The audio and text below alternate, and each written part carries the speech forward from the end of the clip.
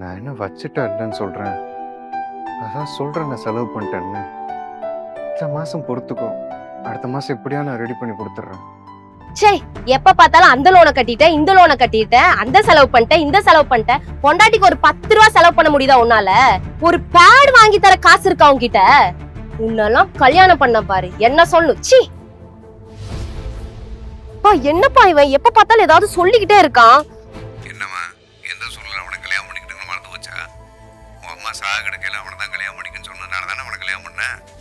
புருஷன் தானப்பா பொண்டாட்டிக்கு செலவு பண்ணணும். பணம் எல்லாம் ஒண்ணு தானே, யார் சம்பாதிச்சான்னு? உன் பணத்துல உனக்கு வேண்டியது நீயே வாங்கிக்க வேண்டியதானே. எதுக்கு அவனை எதிர்பார்த்துட்டு இருக்க? அவனுக்கு நீ பாரமா இருக்க வேண்டாம். அவன் கடன் அடிச்சுட்டு கூடிய சீக்கிரத்துல உன்னை ராணிமாய் பார்த்துக்குவான். கொஞ்ச நாளைக்கு உனக்கு வேணுங்கிற செலவை உன் பணத்துல நீயே பார்த்துக்க.